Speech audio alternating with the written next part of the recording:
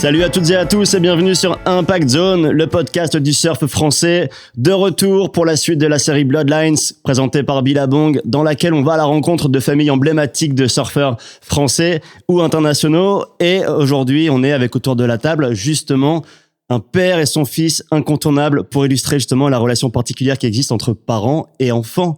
Incontournable, tu l'as dit, Romain, parce que à la table aujourd'hui, on a deux goofies vraiment emblématiques de ce qu'est le surf de performance, la technique pure. Tous deux ont été champions d'Europe. Le père a été champion d'Europe ASP en 1996. Le fils a été champion d'Europe junior WSL en 2023. On reçoit aujourd'hui à la table Didier et Sam Peter. Salut les gars. Salut. Bon, déjà, merci de nous recevoir chez vous. On me disait avec Rémi un peu plus tôt, c'est marrant, on connaît l'endroit parce qu'en fait, on avait réalisé ton épisode, Didier, ici même. C'était il y a quasiment 5 ans. Il s'est passé pas mal de choses depuis. Et à l'époque, on parlait de Sam pendant l'émission comme étant un espoir forcément du surf tricolore. Et les 5 années qui viennent de passer et le palmarès qu'a rappelé Rémi montre que t'as clairement confirmé tous les espoirs qui étaient mis en toi. Donc voilà, on est super content de revenir dans cet endroit et pour parler justement de cette fameuse relation qu'il y a entre vous deux.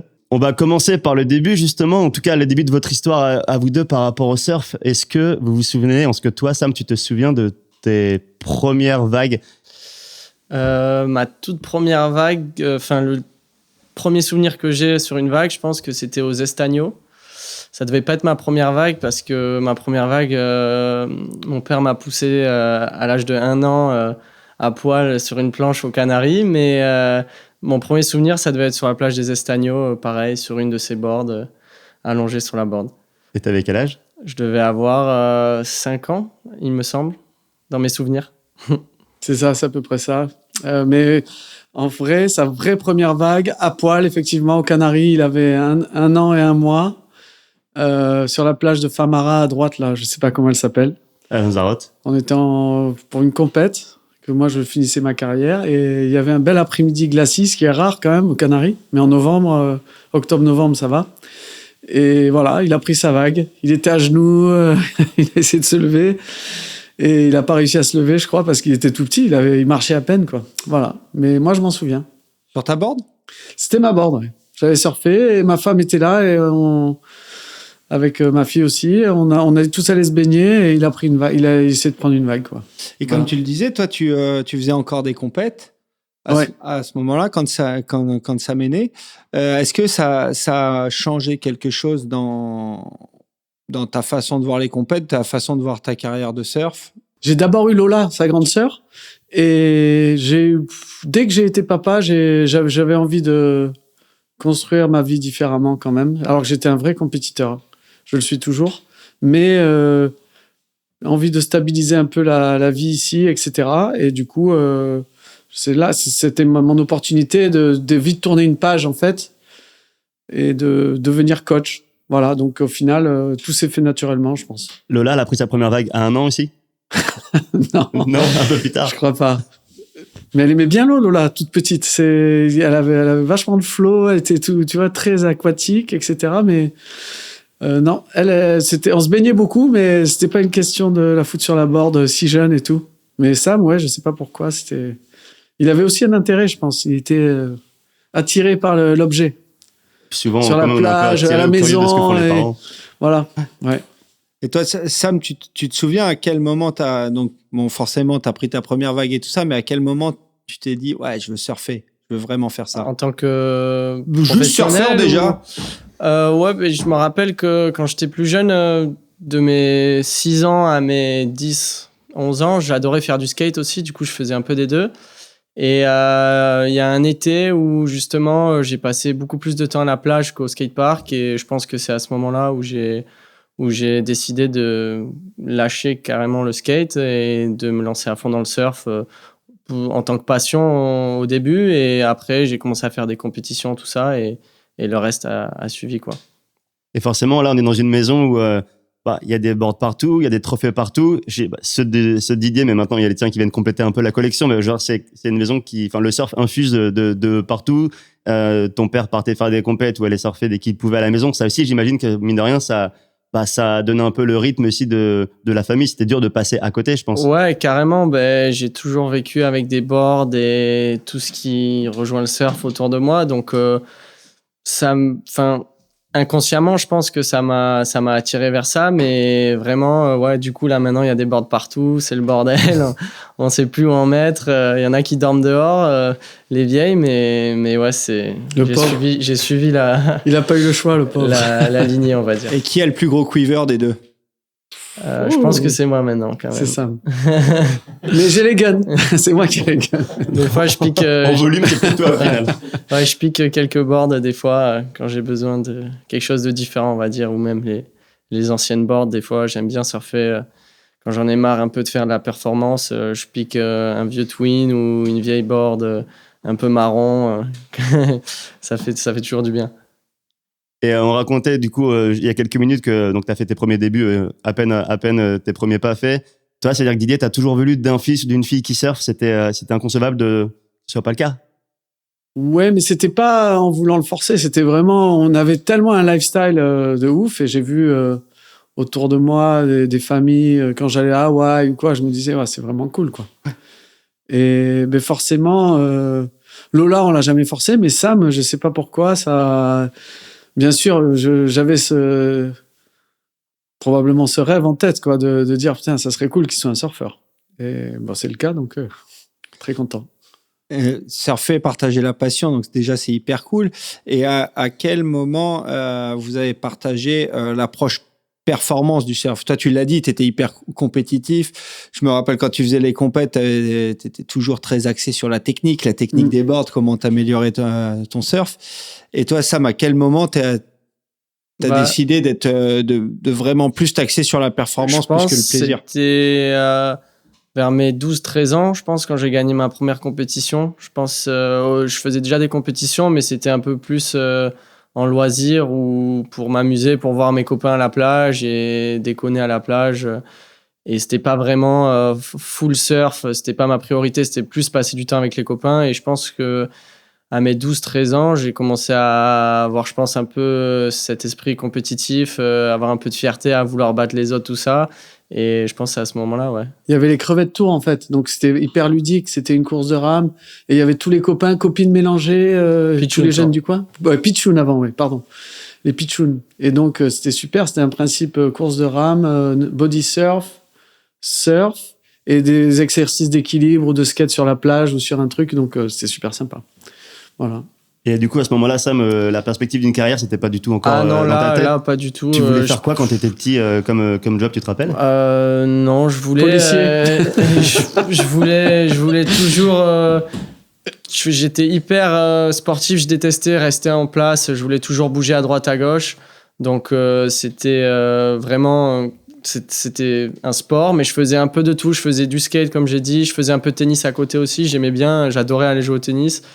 Et je pense que c'est un été où il faisait trop chaud pour faire du tennis ou aller au skatepark, et j'ai dévié vers le surf, et depuis, j'ai jamais arrêté, quoi. Et toi, Sam, Didier, quand Sam a décidé de faire un peu plus de compète et tout, est-ce que t'es tout de suite rentré dans le jeu, vu que moi, j'étais bouillant. J'attendais juste que ça vienne plus de lui, mais j'ai toujours été guidé parce que moi, je coachais l'équipe de France. Quand Sam a grandi, j'étais coach de l'équipe de France. Il venait au championnat, etc. Avant ça, tout petit, je coachais la team Volcom. Du coup, il a toujours été quand même dans cet environnement. Et lui, il avait envie, mais il pouvait pas suivre. Il y a des fois, il voulait aller à l'eau, c'était trop gros. Il restait dans les mousses ou quoi. Et après, à un moment donné, comme il dit, à 12 ans, il était plus entraînable, il avait envie. Et voilà, donc mais moi, c'est clair que c'était un projet pour moi, parce que j'ai vu tout de suite, grâce au skate, comment il skatait bien, la finesse des mouvements, tu vois, je conseille toujours à d'autres personnes de passer par le skateboard, quoi, pour la finesse des mouvements, la gestuelle.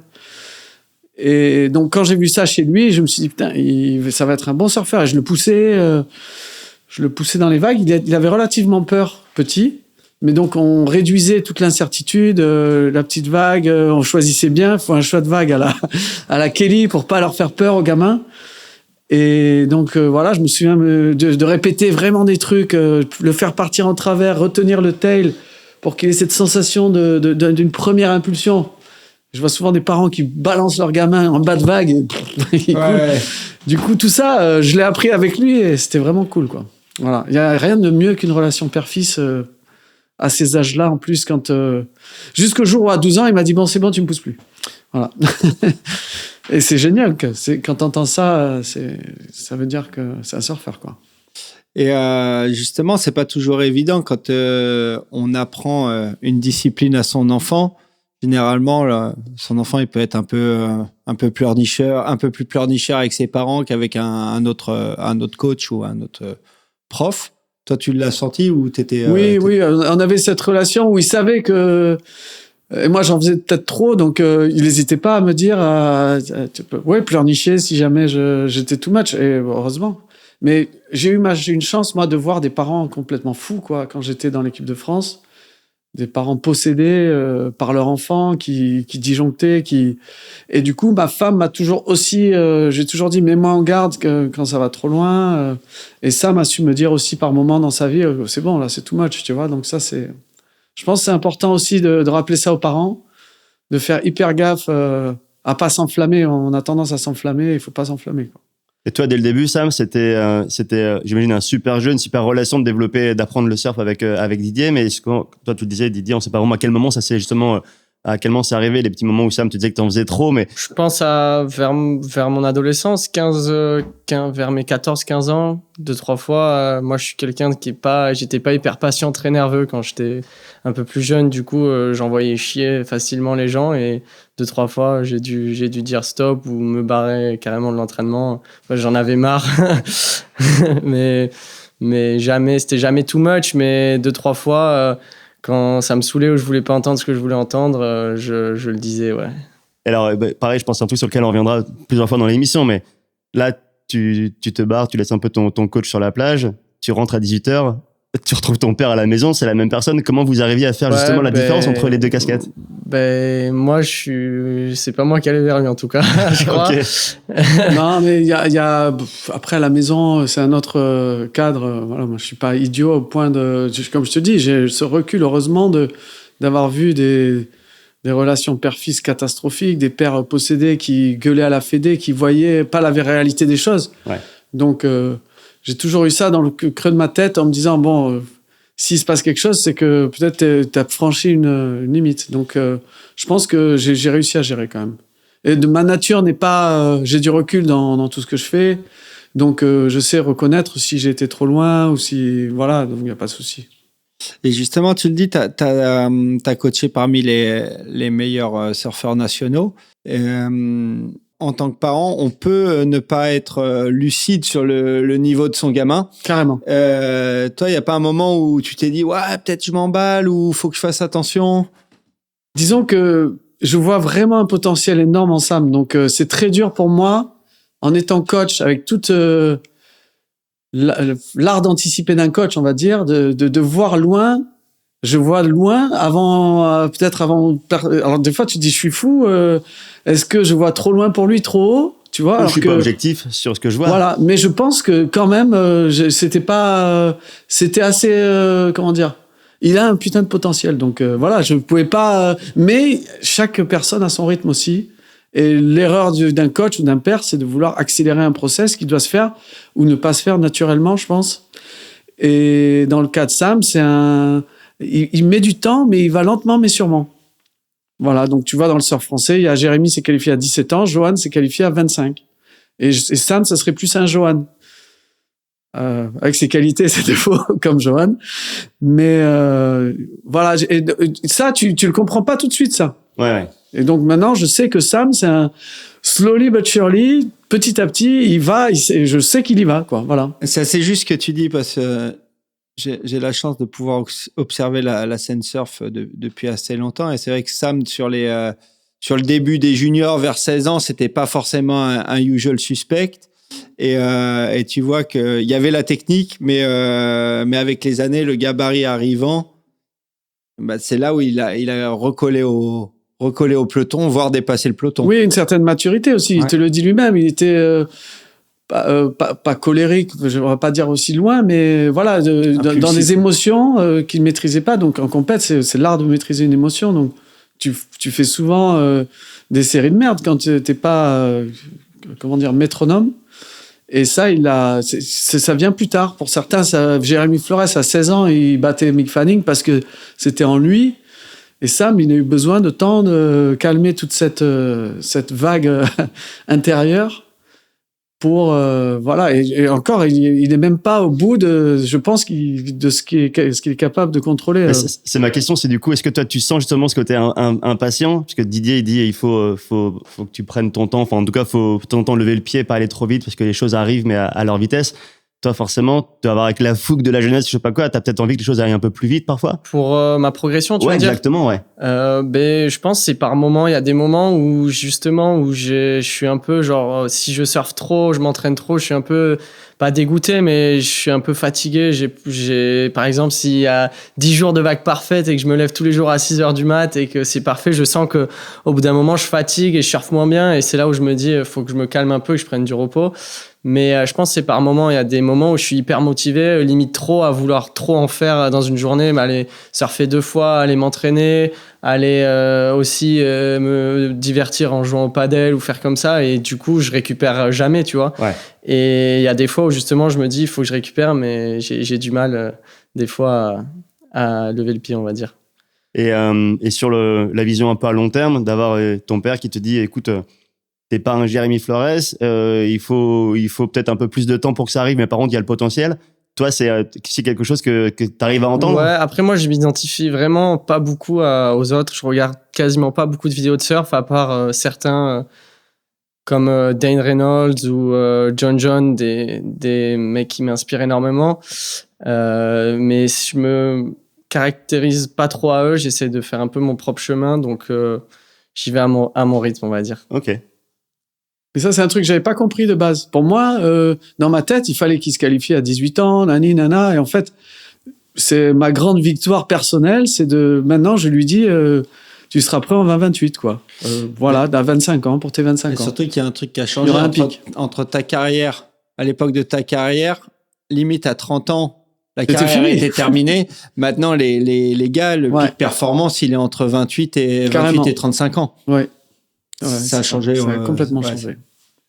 Et tu parlais du gros potentiel que tu pouvais voir et aussi de d'un potentiel manque de lucidité qu'on pouvait avoir en tant que parent. Toi, est-ce que tu as été voir, Didier, d'autres coachs pour te rassurer sur le potentiel et prendre les bonnes décisions? Dans son parcours, on a été au HPC. Ça a été un petit virage pas mal puisqu'il y avait la rampe à air. Et le R, nous, on avait déjà pris conscience que, enfin, lui, la seule chose que j'ai pas appris à mon fils, c'est ce qu'il fait de mieux, c'est-à-dire les R. Et grâce au skate, à toute cette enfance d'agilité avant sa croissance. Et on est allé, quand il avait 15 ans ou 16 ans, au HPC en Australie. Et donc, on a vu des coachs australiens qui ont eu un regard sur lui, etc. Donc, c'était très intéressant. Et récemment, j'ai eu un coaching de coach avec Martin Dunn. Okay. Ah ouais, ok. Martin Dunn, la fédé allemande, m'a dit qu'est-ce que ce dont tu as besoin, t'as open bar, qu'est-ce que tu veux. J'ai dit j'aimerais bien faire des échanges avec le GOAT, le GOAT du coaching, et on a fait des super échanges. Et à un moment il m'a dit envoie-moi des vagues de ton fils qu'on discute, parce que lui il a eu son fils qui a été champion du monde très jeune en Australie, et en fait il y a eu un virage dans le surf que lui n'a pas anticipé. Tout grand ponte de la biomécanique, il n'a pas anticipé le virage du surf innovant. Et le gars, c'était une machine, Brandon. Il est maintenant juge WSL. Donc, on a discuté de tout ça. Et il a regardé les vagues de Sam. Et il a apporté un regard qui était intéressant. Et Sam a regardé son analyse, etc. Donc, c'est très intéressant d'avoir aussi l'angle du GOAT.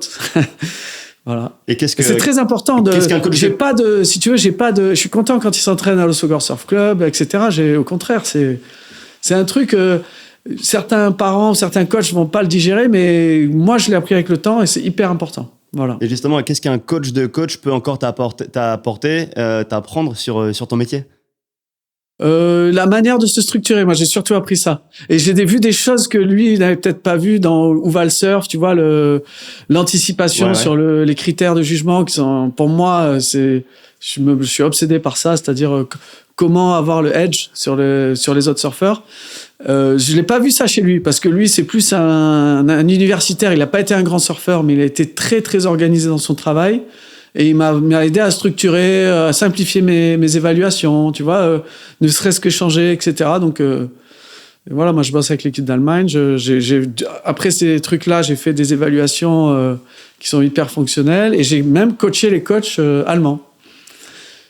Voilà, donc c'est bien, dans un parcours, c'est super. Alors, tous les fils de de surf coach sont pas devenus surfeurs pro. Il y a plusieurs exemples qui ont réussi, mais c'est pas non plus en fait le cas. C'est-à-dire que naturellement, toi, il y avait un don, il y avait un truc en toi, Sam, qui a toujours. Mais à quel point tu dirais que ton père a contribué justement à façonner ce que t'es aujourd'hui? Je m'en rendais pas trop compte au début, mais la chance que j'avais en fait, à chaque fois que j'allais surfer, avoir un retour, en fait, je pense que ça m'a beaucoup aidé. Même si c'était pas à chaque fois, on faisait pas des entraînements de 2 heures où on sortait à chaque fois, tout ça, mais juste avoir un retour sur chacune de mes sessions. Déjà, je pense que ça m'a beaucoup aidé, ouais. Et à partir du moment où Sam, toi, tu as été dans la performance, vous avez continué à partager des sessions ensemble ou directement, Didier, tu t'es mis sur la plage et tu as été en mode analyse? Moi, je me suis sacrifié pour... j'adore coacher, il faut le savoir. Hein. C'est aussi fort que quand je surfais. C'est-à-dire que j'ai pas l'impression... J'ai réussi ma reconversion... je vais le dire en toute humilité, de manière, je pouvais pas espérer mieux, quoi. J'ai pas l'impression d'aller bosser, quoi, quand je coach. Surtout quand tu coaches ton fils, ou tu coaches des gars du haut niveau, comme l'équipe d'Allemagne, ou les anciens comme Johan, Marc, etc.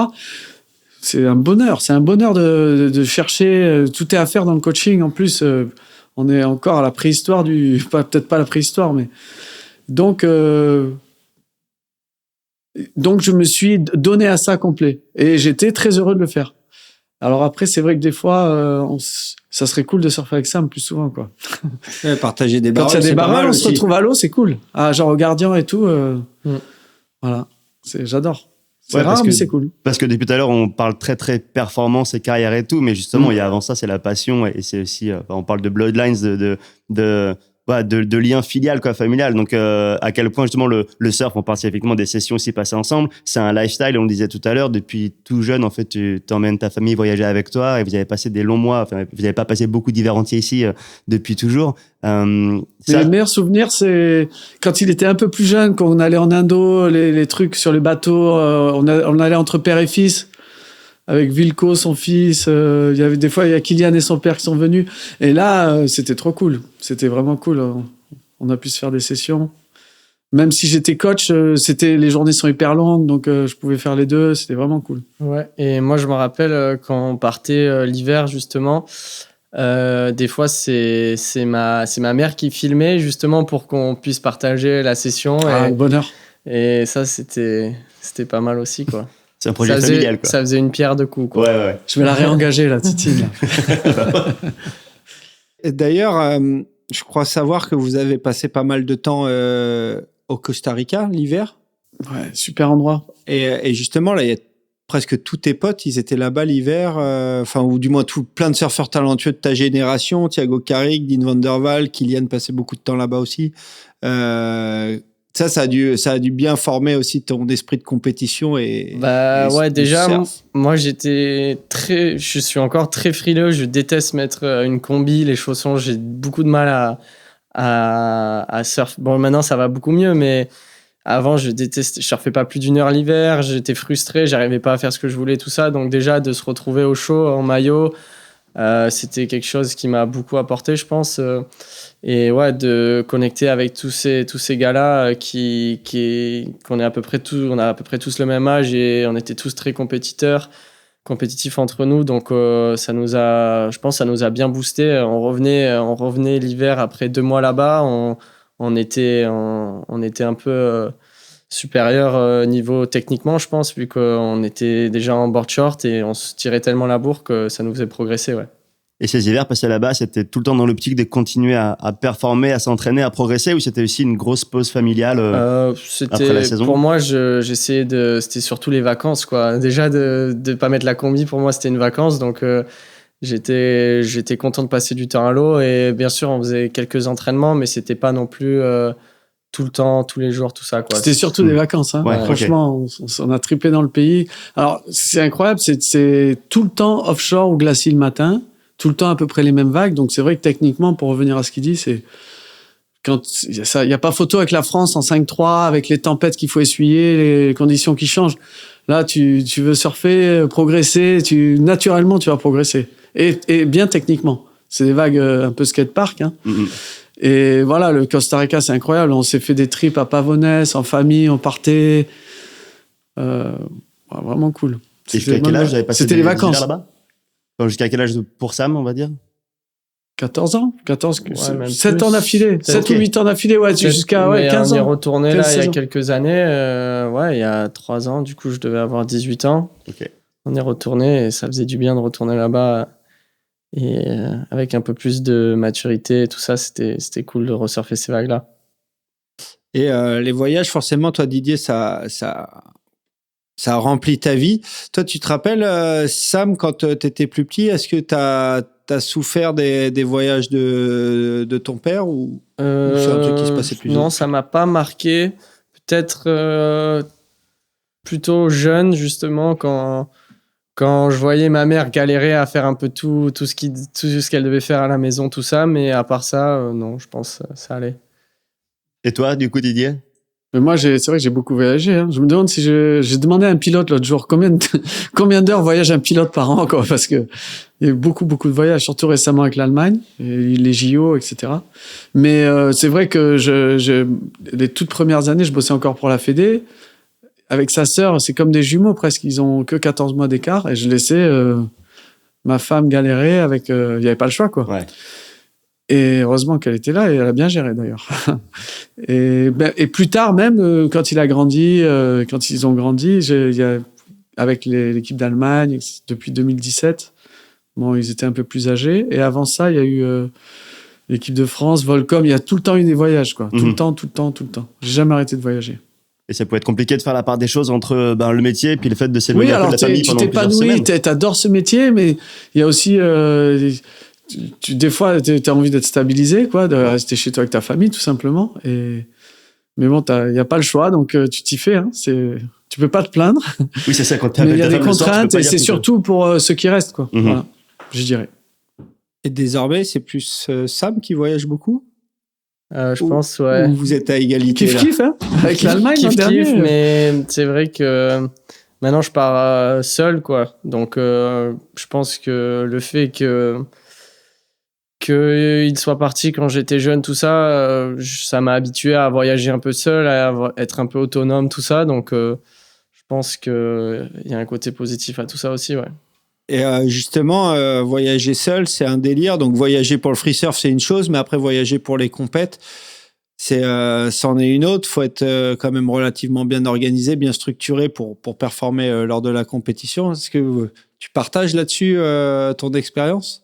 Ouais, mais ma femme est plus organisée que moi et je pense qu'il tient plus de sa mère. Donc déjà, il a un avantage et il a appris avec nos voyages, à se démerder. Souvent, en compète, on voyage ensemble. C'est quand il va faire ses petits trips en Indo, etc., avec ses copains. Donc, mais c'est vrai que sur les compètes, on y va encore souvent ensemble. Voilà. Et tu sens que toi, tu as encore besoin d'avoir Didier à tes côtés sur les compètes? Ouais, d'avoir toujours un retour ou une vision différente. Surtout, je pense, ça met en confiance avant d'aller à l'eau. Même si on voit un peu les mêmes choses, quand il me dit un peu ce qu'il pense des conditions, de la stratégie, tout ça, c'est un peu ce que je ferais aussi. Mais du coup, ça réconforte dans ton idée et ça te met carrément en confiance. Mm-hmm. Et c'est cool d'entendre ça. Carrément. On pense la même chose. Et est-ce que vous pensez la même chose sur un autre voyage incontournable du surf? Toi, Didier, tu t'es quand même sacrément illustré à Hawaï dans Pipeline, où tu as passé vachement de temps là-bas pour avoir tes vagues. T'as réussi à performer, t'as fait des covers de magazines, voilà, t'as vraiment trempé ton board short sur le line-up de Pipe. Et c'est vrai que depuis quelques années, moi j'avais l'impression que les Européens ils délaissaient un peu le North Shore pour d'autres trips peut-être plus faciles, plus rentables en termes d'image. Mais est-ce que toi tu considères que c'est toujours un passage obligatoire pour s'illustrer en tant que surfeur professionnel? Il faut passer par Hawaï, je pense, parce que le côté, toutes les contraintes qu'il y a et tout ce que tu apprends en termes de gestion d'un line-up, gestion d'une pression, engagement, adaptation, humilité par rapport aux autres, et trouver dans tout ça tes opportunités, ça fait de toi quand même un surfeur très en alerte, très opportuniste. Ça t'apprend tu vas te frustrer à Hawaï, mais tu vas quand même prendre des sacrées vagues très variées. Tu vas t'engager comme jamais tu t'es engagé, et dans des prises de décision hyper rapides au dernier moment quand un local refuse ou il tombe. Tes occasions, elles viennent tout le temps dans une urgence et t'apprends à gérer une urgence. Donc c'est pas mal. Et après, tu vas à Tahiti et là, c'est beaucoup plus facile. Mais si tu vas à Tahiti sans être allé à Hawaï, tu vas peut-être pas t'engager autant. Tu n'auras pas vu ce niveau, ce high level qu'il y a. Il y a un niveau d'engagement. Tu peux pas avoir ça. Tu viens au CUNY, tu n'as pas ce niveau d'engagement. Ou n'importe où dans le monde, le niveau d'engagement que tu vois à Hawaï, c'est hardcore. Et donc, rien que pour ça, il faut y aller. Après, c'est vrai que maintenant, les surfeurs, il y a eu tellement de surf trips, il y a Instagram, il y a des moyens pour aller dans des endroits où tu vas être seul, faire ton petit buzz, etc. Donc, je comprends aussi. Il n'y a aucun souci. Il faut pas peut-être passer 20 ans à Hawaï, 3 mois par an, comme je voulais faire, ou Pujol le faisait. Mais c'est bien d'y être allé. Sam, il y est allé. Je pense que ça lui a servi quand il a chargé au Kemah class, ou ici, maintenant, quand il y a des grosses conditions. Il n'y aurait pas eu Hawaï. Je pense pas qu'il y aurait le même surfeur, quoi. T'es d'accord avec ça? Ouais, carrément. Ben, je me rappelle que du coup, j'ai commencé à la Hawaï très jeune via son job qui devait entraîner là-bas, tout ça. Et au début, j'étais vachement frustré. Même c'était à cette période-là où j'étais très impatient, tout ça. Donc dans l'eau, ça me rendait fou, le monde à l'eau. J'arrivais pas à faire ce que je voulais parce que la puissance des vagues et même le shape des vagues, c'est hyper différent. Donc j'étais vachement frustré et là, les dernières années... mais quand je rentrais en France, à chaque fois, je sentais une différence. Je sentais que j'avais gagné quelque chose dans mon surf. J'ai trouvé les vagues plus faciles ici. Du coup, même si je rentrais et qu'il y avait une grosse session ici, j'étais beaucoup plus à l'aise qu'avant d'être parti là-bas. Et là, les dernières années où je suis reparti à Hawaï, j'ai vraiment kiffé beaucoup plus passer du temps à l'eau avec même s'il y a du monde, justement avant, au bout d'une demi-heure, 3/4 d'heure sans prendre de vague, je devenais fou. Là, j'attends 2 heures pour une vague et je préfère faire ça que de prendre des vagues de merde, en gros, quoi. Donc, je pense que ça m'a bien aidé, ouais. Et tu serais capable de faire comme Didier, de vraiment passer beaucoup de temps à Pipe pour avoir cette bombe, pour avoir cette bonne vague où tu cruises entre tous les spots? Ouais, carrément. En fait, là, j'y étais cette année et le focus, c'était en fait surfer un peu tous les jours, tous les spots. Mais c'est vrai que dès que les conditions sont réunies pour que Pipe soit on, on était tout le temps à Pipe à l'eau. Hein. Dès que c'était la priorité numéro 1, c'était de surfer au Pipe. Donc, dès que c'était on était là-bas. Et le reste du temps, en fait, tu surfes les autres vagues, tu t'occupes, mais c'est pas les mêmes. Ouais. C'est ça qui est bien aussi à Hawaï, c'est le côté surfeur, décider où est le spot. T'as tellement de spots que t'apprends à être au bon endroit au bon moment, à bien analyser les conditions, les angles de swell. Tu commences à être pointu, quoi. Et donc, tu sais, si tu vas à Rockies, à Sunset, à Aliva, t'as ton petit spot là, à Viland, est-ce que c'est bien? Avec l'expérience et le temps passé, tu commences à faire des bons choix et t'arrives à te gaver, n'empêche. Même si t'as pas toutes les vagues que t'as à la maison et le même statut, on va dire, tu arrives à te débrouiller grâce à ça. Et du coup, t'en as eu des bonnes à Pipe? J'ai eu des bonnes, j'ai pas eu celles que je voulais. C'est dur à choper vraiment la maxi bombe, mais franchement, j'ai eu des bonnes sensations. J'ai essayé d'attendre la bombe, j'ai essayé de me décaler, de me démarquer un peu des autres. Et ouais, j'ai eu 2-3 bons barrels quand même. Et ça nous amène à un autre sujet, ce qui est la peur. Toi, quand tu connais le spot, tu sais que ça peut être dangereux. On a vu cet hiver qu'il y avait pas mal de gars qui s'étaient fait super mal. Est-ce que tu as peur pour Sam quand il est là-bas? Un peu, ouais. Ouais, j'ai eu peur pour moi quand je faisais, j'ai peur pour lui, mais je sais que la peur, autant pour moi que pour lui, ça drive à prendre des bonnes décisions. Donc, et il a toujours été plus prudent que moi, je pense. Donc, entre mon expérience, sa prudence, et ça l'amène à faire des bons choix. Et je reviens au Kemah Class, là, c'était une vague assez dure, assez hardcore.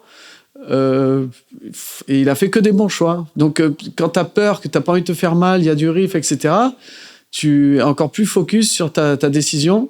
Et je pense que là-dessus, il suit une bonne évolution. Donc, j'ai peur, mais je lui fais confiance. Et parce que quand on est parent, on a souvent voire tout le temps peur pour ses enfants. Et Oui. apparemment, ça dure toute sa vie. Ok, à Pipe ou au Kemah, on peut comprendre, mais est-ce que quand il était un peu plus jeune ou même qu'il partait surfer avec ses copains sans que tu sois derrière lui ou derrière le trépied, t'avais un peu cette appréhension? Et on pourrait essayer de poser la question presque à sa mère aussi. Oui. Alors, bien sûr, sa mère avait encore un instinct. Moi, j'avais cet instinct. J'étais pas le bon père. Je venais du pipe et je me disais, c'est possible. Et des fois, un enfant n'est pas un adulte miniature, quoi. Donc, il faut être calme. Comme je disais, il avait besoin de temps et le temps a prouvé que c'était ça la vérité, quoi. Ouais. Autant dans les compètes que dans les tubes, il fallait du temps. Et alors, moi, j'ai toujours eu cette impatience qui a fait qu'on a peut-être eu des petits claques. Mais au final, on est d'accord sur le fait que la trajectoire, elle est là. Et je pense que c'est très bien d'être prudent. Et c'est toujours un équilibre, la prudence et l'envie de te gaver. Et je pense que l'équilibre, il est bon. Et inversement, toi, Sam, t'as déjà eu peur pour ton père en le voyant dans des conditions solides? Moi, je savais que même dans certaines sessions qu'on a pu faire justement à Pipe ensemble, mes premières un peu sessions, moi, je savais que j'allais pas faire n'importe quoi. Et lui, je le voyais des fois partir et j'avais limite plus peur pour Je me souviens de pour ça. lui que moi, Ouais, parce que je savais que j'allais gérer ce qui arrivait vers moi, et j'avais l'impression qu'il réfléchissait pas trop à ce qu'il faisait, ouais, des fois. Si, je réfléchissais, mais j'étais plus tout jeune et j'avais cette envie de. Tu sais, tu te dis, c'est peut-être mes dernières sessions. Last après, dance, quoi. Last dance. Et ouais, donc c'est vrai. C'est vrai, je comprends ça, je comprends ce point de vue parce que je voulais cette impatience des dernières sessions aussi de peut-être forcer les choses. Alors, il faut jamais forcer les choses. Est-ce qu'il y a inconsciemment aussi peut-être l'envie de vouloir un peu Bien impressionner son propre Oui, fils? bien sûr, montrer la voie, de dire attends. Ouais, mais alors, au-delà de montrer la voie, Parce qu'il m'a peut-être- pas vu dans mes années de gloire. C'est donc- pour ça que je dis ça, tu vois. Au-delà de montrer la voie, C'est c'est juste de dire, irrattrapable, ça.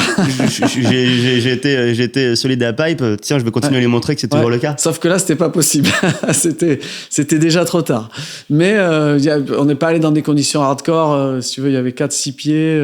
C'était cool de pouvoir. Voilà.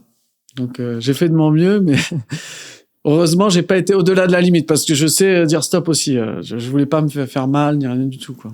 C'est pas mal ce que tu disais sur le Kemah Class. Donc, tu as fait 3e au Kemah Class. Deuxième. Deuxième? Ouais.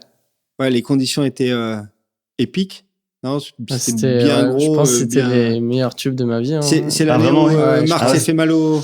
Ouais, Mal au mais pied. justement, j'étais dans la série avec lui, et Marc, il avait, dans toutes ses séries avant, il avait eu quasiment que des 9 et des 10, et il partait vraiment sous le lip. Et moi, je me disais, bon, moi, j'ai pas les cannes comme lui pour faire comme ça, donc du coup, je vais attendre là un peu plus au large et essayer de partir par derrière sur une vague similaire, mais essayer d'avoir un peu un temps d'avance. Et bon, ça a marché pour moi, mais dans cette série, justement, il avait la prio, et je l'ai vu justement avec la prio ramer vers le bas, et j'étais là, oula, bon, soit c'est un 10, soit il va prendre une énorme branlée, et je l'ai jamais vu remonter au pic. Au final, il a pris un gros iPod apparemment, et il s'est fait mal à la cheville, ouais. Du coup, je me suis dit, si c'était ma cheville qui passait, ça allait pas être la même, puisqu'il a des chevilles un peu plus solides que moi, on va dire. Et donc, je me rappelle, j'avais regardé le live de la compète, parce que c'est une compète qui est super bien organisée. Il y a un super live, il y a des super bonnes vagues et tout ça. Et pour moi, c'était un peu une surprise parce que t'étais connu comme un très bon technicien de vagues à manœuvre et tout ça, et un peu moins connu pour tes barrels.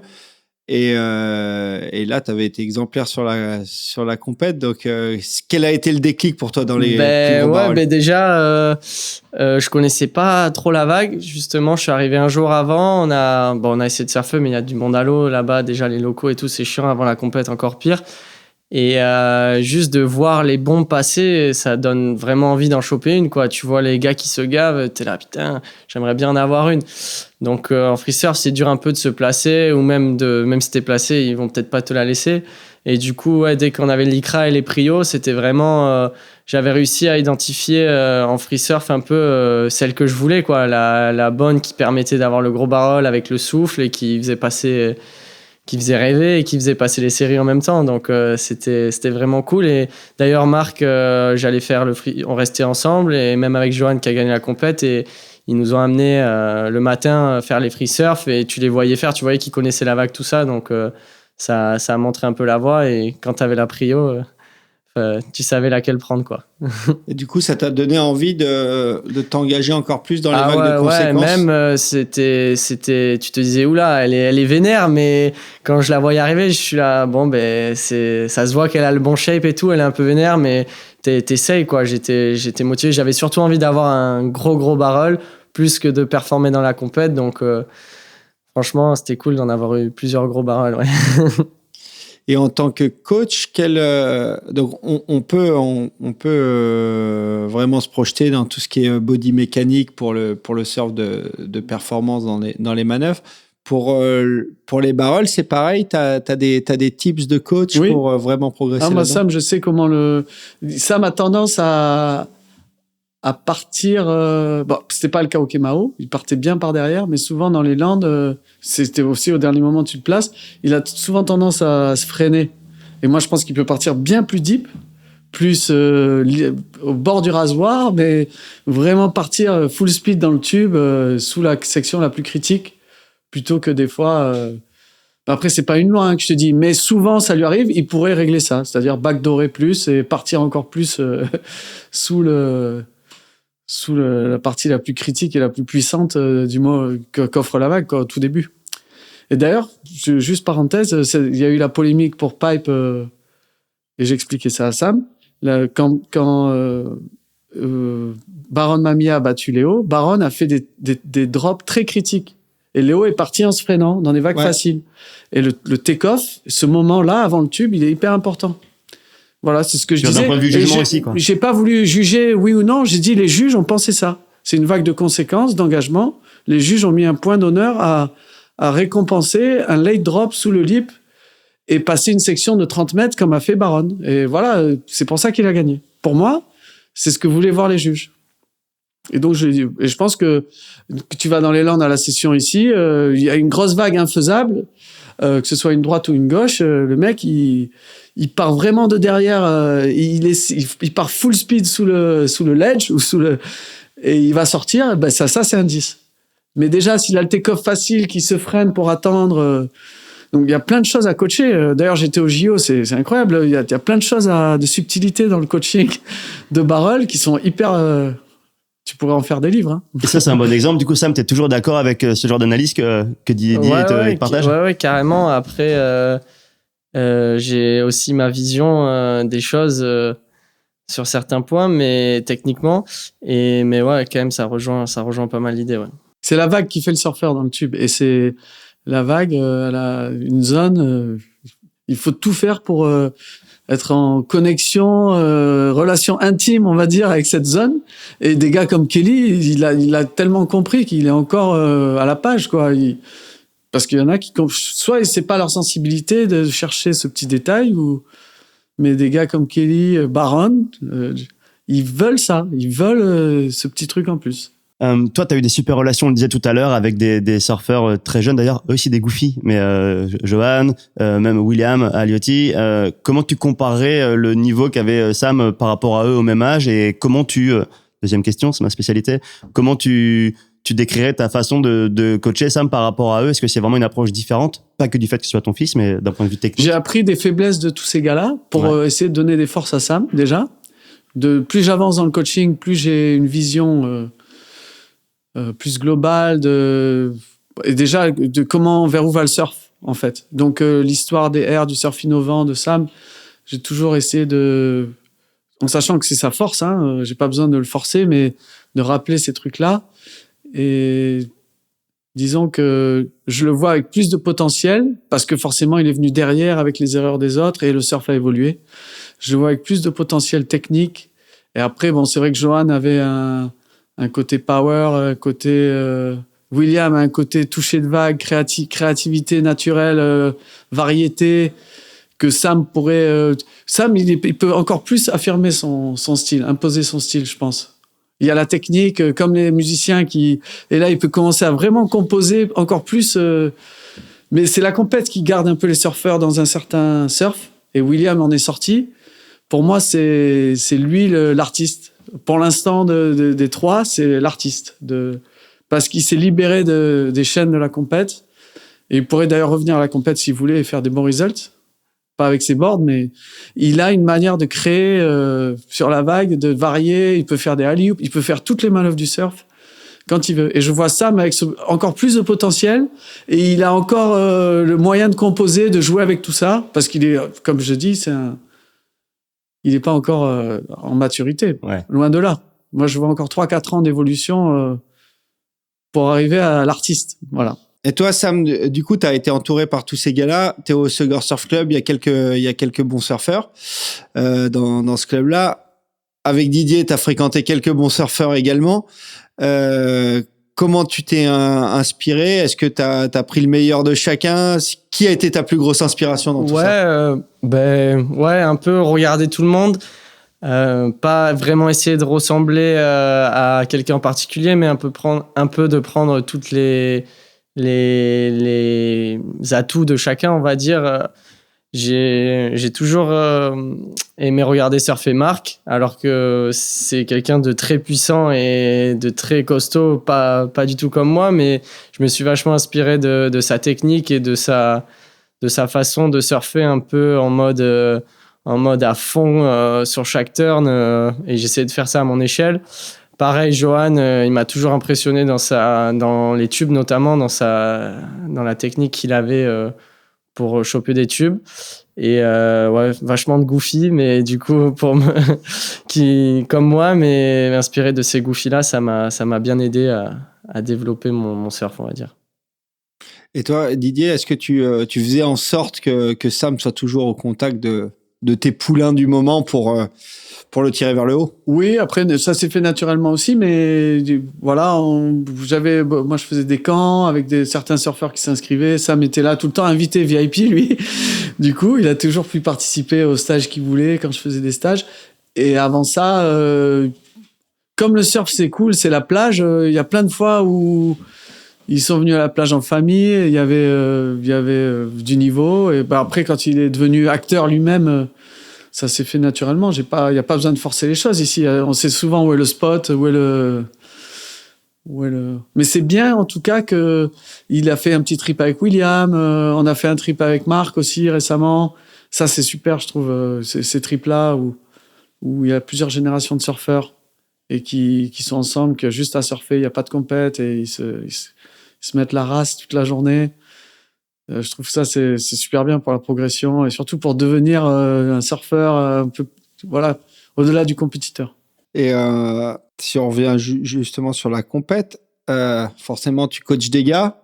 Sam, il arrive à un niveau où il peut battre ses gars. Comment toi, tu gères ça en tant que coach? T'as des gars qui te payent pour les coacher. Ils vont rencontrer Sam en série. Comment tu partages le... Moi, je suis un amoureux du sport et la loi du sport, c'est la seule loi qui compte, c'est-à-dire que le meilleur gagne et celui qui a pas gagné, s'il a perdu parce qu'il était moins bon, ça va le booster pour être meilleur la prochaine fois. C'est déjà arrivé? Ça me fait de la peine pour Sam s'il perd, qu'il a pas donné le meilleur de lui-même, mais j'essaie toujours de dire aux gars, bon voilà, j'essaie de leur donner ma vision de la situation, comment ils vont faire, et après c'est celui qui deal le mieux avec cette situation et avec son niveau, qui s'il gagne tant mieux. Et c'est déjà arrivé du coup que Sam tombe face à un autre de Oui, Les c'est gars, arrivé. plein de fois, ouais. Plein de Ouais. fois. Mais là, du coup, tu vas pas être tenté de dire à l'autre, tiens, fais attention, enfin, le point faible de Non, Sam, non. ça peut être ce truc, essaie de jouer là-dessus ou quoi. Et Tu vas pas- inversement, Et inversement, bien sûr. Non, par contre, si ça me rentre en équipe de France, que je suis avec l'équipe d'Allemagne, je devrais peut-être aller plus loin dans. Mais quand c'est 2 élèves dans mon groupe, je donne une consigne générale à chacun. Voilà, chacun par rapport à sa force. Si je vais pas dire à Sam va là, alors que je vois son surf mieux là, et l'autre inversement. J'essaie de dire les meilleures possibilités pour gagner la série pour chacun. Par contre, si je coachais genre Tim Elter contre Sam pour une qualification olympique, peut-être que ça serait plus, malheureusement, je devrais dire la vérité essayer de trouver des points faibles à Sam ou une manière de surfer pour se démarquer, Ouais. pour dire à Tim, voilà comment tu vas te démarquer de Sam, il va faire CR, fais ça, je Ou sais même pas. une manière de se comporter dans l'eau. Obligé, oui, Parce oui. qu'à la compète, il Oui. n'y a pas que Non, le non, il n'y a surf. pas que. Ouais. Bon, maintenant, il y a les priorités, comme il dit, mais c'est ça qui est bien dans le surf, c'est qu'il y a plein de choses de paramètres qui rentrent en compte pour gagner une série, alors que ça pourrait être écrit sur le papier, mais ça l'est pas. Et là, en équipe, format équipe ISA nationale, t'as pas eu le cas de figure encore? Ou ça mettait en équipe de France et t'avais un de tes gars en équipe d'Allemagne? Non. bientôt. Parce que quand il était junior, il a été en équipe de France junior, mais j'y étais pas. Par contre, là, je pense qu'avec l'horizon, la nouvelle Olympiade, Sam qui est en train de mûrir, peut-être que ça va se produire, ouais. Voilà. On verra bien. À suivre. Tu m'en voudras pas, Sam? Non. Moi, je reviens sur le côté famille. On l'a dit tout à l'heure. En fait, vous êtes 4. Il y a Lola, ta sœur. Il y a aussi la maman qui est là, qui sont pas du tout aussi impliqués que vous dans le surf. Vous passez beaucoup de temps, forcément, naturellement, dans la journée et même toute l'année autour du surf et du coaching. Quand vous rentrez le soir, j'imagine que ça va regarder un petit peu sur l'ordinateur les vagues que vous avez pu filmer. Ça va décortiquer des compétitions, enfin voilà, les compètes, les streamings ou quoi. Comment vous gérez en fait le fait de faire cet équilibre et de fait que le surf prenne pas le dessus sur tout le reste dans la famille et que ne prenne pas trop la tête non plus à la maman et à la sœur? Ben, moi, en fait, j'arrivais bien à faire l'entraînement. On faisait pas souvent les analyses vidéo ici, en vrai. On faisait toujours avec les autres qui surfaient avec moi. Ouais. Du coup, c'était vraiment ça. Et moi, comme je disais tout à l'heure, je regarde pas trop de vidéos de surf, tout ça. Donc, c'est plus dans mon lit le soir, je regarde des replays ou je regarde la compète en live. Mais des fois, quand on regardait les compètes en live, ouais, plus là-dessus, on analysait un peu la technique ou les décisions de chacun dans un hit. C'est plus là où on faisait des remarques, ouais. Mais elles sont cool, les filles. Elles aiment bien le surf, hein. Enfin, Vaut mieux en même temps, non? oui, mais après, on parle jamais de surf trop à la maison. C'est vrai que ça, c'est cool. Vraiment, ouais, vous arrivez. Heureusement que Lola, peut-être, c'est une bénédiction qu'elle ne soit pas mise au surf aussi et qu'elle ne soit pas au taquet, parce qu'il y a un certain équilibre qui se fait. On parle d'autre chose à la maison, en vrai. Mhm. Voilà. Mais on va pas se prendre la tête sur la technique, ou etc. C'est bien de le laisser, comme il dit, à la salle là-bas ou à la sortie de l'eau, et de garder autre chose pour chez nous. Et Ouais, pour des mais moments c'est vrai famille que qui quand il y a soient les lives et déconnectés de tout, ça. moi je suis à fond là. J'ai mon team fantasy, vous aussi j'espère les gars. Bien sûr. Bien sûr, attention.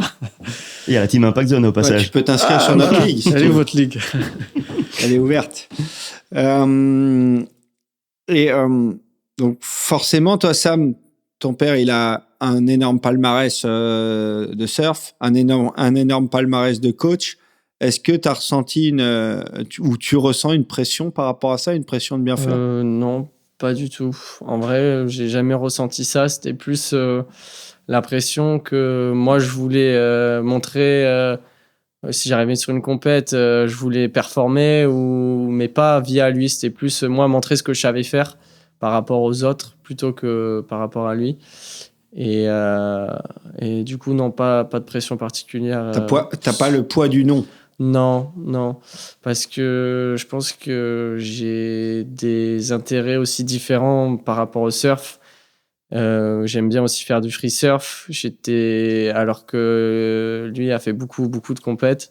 Moi, j'aime bien un peu mélanger les deux et justement, des fois, apporter dans mes séries quelque chose de différent que tous les compétiteurs peuvent faire de nos jours en série, quoi. Mhm. J'approuve ça. C'est hyper important de de préserver ce qu'il dit là, d'être un free surfer. Et c'est pour ça que je reviens à William, etc. Il y a tout intérêt à être un très bon free surfer et transformer ça dans la contrainte d'un hit que trop s'entraîner pour des hits et dans tout ton surf de tous les jours et te brider bêtement, quoi. Et voilà, les voyages dans des vagues différentes, ça forme une certaine adaptabilité à toute condition. Et dans les surf trips, qu'est-ce qu'on surfe, qu'est-ce qu'on s'éclate, voilà, avec, comme je disais, les surf trips quand il est allé avec William, et il surfe tout le temps, 10 heures par jour, pas 10 heures, j'abuse, mais ou quand on était avec Marc, en plus avec un Marc qui c'est une bête de sport, ça, c'est par le free surf que la clé, moi je dis, et d'ailleurs tu auras les meilleurs surfeurs du monde aujourd'hui, il y a pas de, ils amènent un free surf en compète, un Yagodora ou un truc, tu vas pas te dire ah il fait ses 3 manœuvres enchaînées, il est à fond dans l'improvisation, Italo encore pire. Et je pense que ça c'est bien que Sam le fasse pour justement rester imprévisible, rester free. Et c'est ça qui sera la clé dans les années qui viennent, je pense, personnellement. Et en plus, d'un point de vue professionnel, peut-être dans les années 90-2000, la compétition était prédominante pour faire une carrière dans le surf. Maintenant, on voit que les sponsors et les partenaires demandent beaucoup plus que simplement des résultats en compétition. D'ailleurs, il y a peut-être plus suffisamment de compétition pour pouvoir réellement en vivre en Europe. Mais du coup, importance du free surf et importance de documenter son free surf. Ça, c'est un truc que tu n'avais pas à faire, toi, Didier? Je l'ai mal fait. Et Pujol a commencé, un grand précurseur, mon ami Laurent, qui a apporté ce côté, avec du recul, mais il avait 20 ans d'avance, Laurent, parce qu'il arrivait des US, etc. Mais ouais, c'est primordial. Et voilà, moi je vois Sam, c'est vraiment un putain de surfeur. Donc c'est con de faire que de la compète, d'une façon 2 compètes par an. Quand tu peux être ce surfeur-là qui va évoluer à travers tes trips, etc. et montrer ta progression au final. Il a tout intérêt à faire ça. Et toi, du coup, Sam, comment tu t'organises pour ta création de contenu, pour vraiment fournir toutes ces attentes qu'on a derrière toi au niveau business? Ça se fait très naturellement. Moi, j'adore en fait, si j'ai une bonne session, j'aime bien voir mes vagues déjà de base. J'aimerais bien qu'elles sont filmées si je pose un gros air ou si j'ai un gros tube. J'aimerais que ça soit filmé. Du coup, ça se fait assez naturellement avec Monsieur Arthur, justement, souvent. Et du coup, ouais, c'est vraiment... en fait, j'ai un peu un mindset différent quand je pars pour faire un training en mode entraînement surf ou un free surf avec un caméraman sur la plage. J'essaye vraiment de faire quelque chose de différent ou d'aller à fond dans un truc, dans une idée, dans une manœuvre, plutôt que de calculer un peu qu'est-ce que je vais faire, je vais attendre la bonne vague, tout ça. Là, je suis un peu plus free, justement, dont le mot free surf.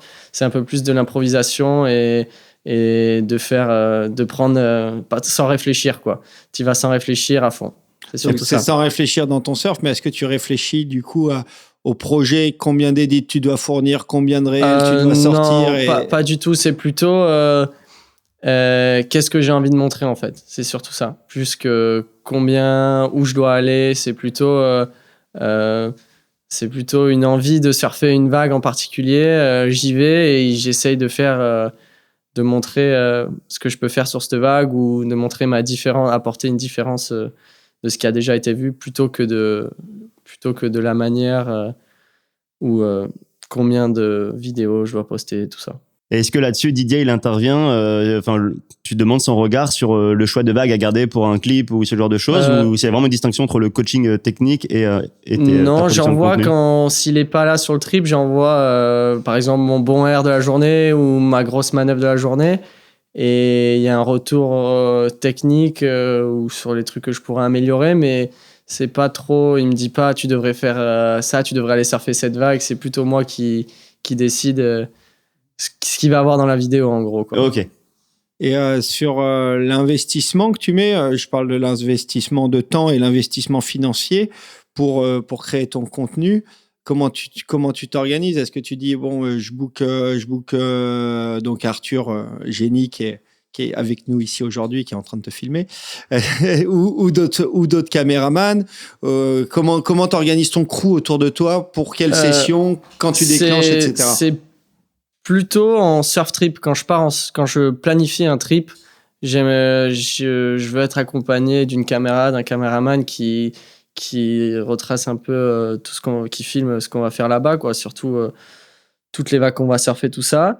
Et quand je suis en France, quand je suis à la maison, c'est plutôt je regarde les prévisions et quand il y a une bonne session, là je contacte un caméraman et on shoot. Mais c'est plutôt pour les trips, je planifie un trip et c'est impératif d'avoir un caméraman avec moi. Ouais. Et toi, Didier, évidemment, c'était une part du job que tu n'avais pas à faire à l'époque, en tout cas complètement différemment. Oui. Tu faisais plein de productions de contenu à l'époque, mais vous aviez le loisir de partir plusieurs fois par an pendant des périodes assez longues pour faire des DVD ou faire des reportages dans des magazines. Avec du recul, t'aurais géré ça comme Sam le gère, ou on voit des surfeurs qui prennent vachement de recul, qui ont du mal à s'y mettre ou qui veulent juste... Oui, c'est vrai. Tu te serais placé comment? Je pense que j'y serais allé, mais j'y serais pas allé en premier. Comme je disais, il y avait les Pujol, etc. J'aurais vite compris, quoi. Parce que c'est hyper important. Et c'est important de jouer le jeu, quoi. Quand tu es dans le game, il faut jouer le jeu. Sinon, tu te mets en dehors et tu es hors jeu, quoi. Et donc, c'est un peu le cas de certains, comme tu dis. Et ça a complètement changé. Mais je trouve que c'est excitant aussi, les possibilités qui... Donc, il y a un côté que j'aime pas avec Instagram, les trucs comme ça. Mais il y a plein de possibilités quand même pour les gars de son âge aujourd'hui, et de son niveau surtout, de faire des trucs de ouf, quoi. Voilà.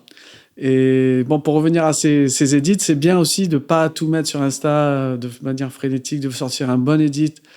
Il n'a pas précisé qu'Arthur, il fait des edits de malade. Donc, voilà, ça, c'est hyper important aussi. Je pense, surtout, faut que ça pue le surf, quoi. Et donc, des fois, c'est vrai que les contenus se perdent un peu. N'importe qui est bon surfeur maintenant sur Instagram ou se prétend ceci, cela. Mais il y a pas mal de surf coach aussi. Hein. Ouais, aussi. Donc, mais une bonne vidéo qui claque avec des bonnes images, le bon surfeur, le bon edit, etc., ça, c'est plus dur à faire, je pense. Voilà. D'ailleurs, Sam, ça, c'est un truc que tu fais. Chaque année, tu sors 1 ou 2 gros edits, ou derrière, il y a une soirée de projection, que ce soit au Shop Billa ou ailleurs. Enfin, tu fais les choses un peu correctement quand tu fais un gros edit. Ouais, ben déjà, ça me fait plaisir de partager ce qu'on a pu vivre et ce qu'on a pu créer via la vidéo. Donc, j'aime bien quand il y a mes potes qui viennent voir, qu'on boit quelques bières, que tout le monde passe un bon moment. C'est surtout ça le but d'une soirée projection, quoi, pour moi. Et t'avais fait un clin d'œil à une des vidéos justement de ton père sur un edit. Ouais, ben c'était il y a 3 ans. 3 ans, on a dû la sortir il y a 2 ans, la vidéo. C'était sur une musique du coup d'une part. C'était Fight Tony, c'était dans la part de Fight Tony. Et on a utilisé la même musique pour une partie de ma vidéo en Indo. 20 ans plus tard. Ouais. Je m'en souvenais même pas de la musique. C'était très bon, ça. Ouais. J'étais obligé de revoir Fight Tony pour dire, ah ouais, c'est celle-là. C'était grâce à un expert edit old school, monsieur Issam Optel, qui nous avait dit que ça matcherait bien avec les clips. Donc, il avait raison. Merci à lui. Bien matché. Et justement, aller voir un peu dans le passé, toi Didier, t'as une grosse culture surf, enfin t'es dans le surf depuis tellement longtemps. Est-ce que tu réinfuses de la culture surf chez Sam, qui est d'une génération ou plutôt Instagram où on peut scroller et forcément ce qui s'est passé avant J'essaie, mais à travers des voyages, Hawaï, c'est un bon bain de culture. Parler de certains... Quand on croise des gars, des Californiens, mon pote Takuji en Californie, il y a toute la culture californienne, etc. Il y a plein de choses derrière ça. Moi, j'encourage Sam à être curieux de tout ça. Parce que, voilà, donc il parle de son pote Issam, là, c'est hyper bien de savoir, d'aller creuser. T'as une vision globale. Après, tu peux faire des super trucs. Quand ça va être à toi de créer quelque chose, tu vas forcément avoir plus de cartes.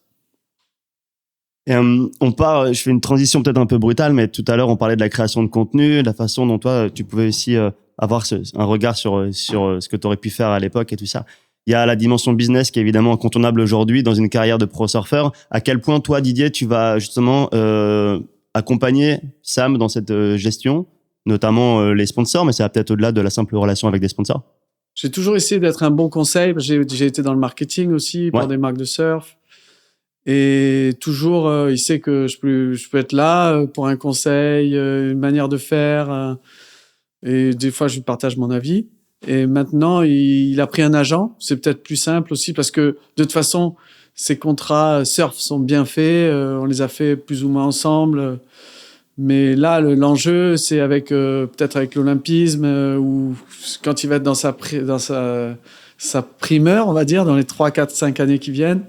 Et il faut un agent pour aller chercher leur surf complet, quoi. Et moi, j'ai pas du tout l'ambition ni les compétences et le temps d'aller faire ça. Donc voilà, je pense que Sam peut en parler. Il a pris un agent.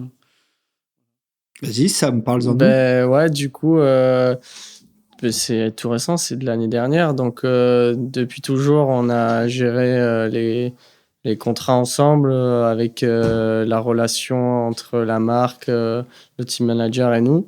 C'est toujours bien passé. Et ouais, là, je pense, c'est le moment où il y a un virage un peu dans ce monde-là, où on voit de plus en plus de stickers sur les planches qu'on connaît pas, des trucs hors surf, tout ça. Donc, je pense que c'est une bonne chose d'avoir chopé un agent.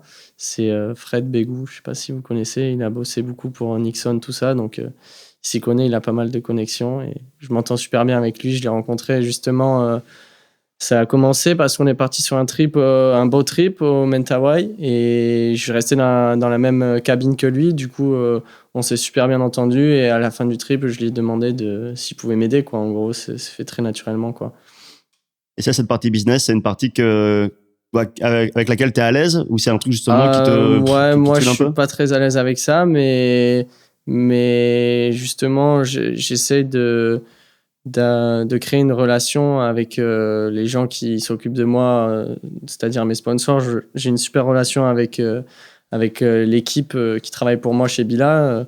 C'est vraiment quasiment des potes, quoi. Genre, je leur envoie des messages pas que pour mon contrat ou le business surf. C'est genre, on échange des idées, on a beaucoup d'échanges et je pense que c'est super important d'avoir cette relation-là. Ouais. Donc, tu fais partie de Blacklist Agency, au même titre que les meilleurs skateurs de France. Voilà, c'est ça. Et je trouve que c'est cool, justement, que ça soit pas que des surfeurs du même profil, tout ça. Ça montre que ça change. Il y a un virage dans ce monde-là et de faire partie d'une team avec des skaters, justement, je trouve ça super cool. Pas que skaters, snowboarders, BMX, il y a de tout, je crois, dans l'agence. Il y a plein de trucs, ouais. Et c'est super. Et on parle de business et tout ça, mais il y a forcément un choix qui se pose pour tout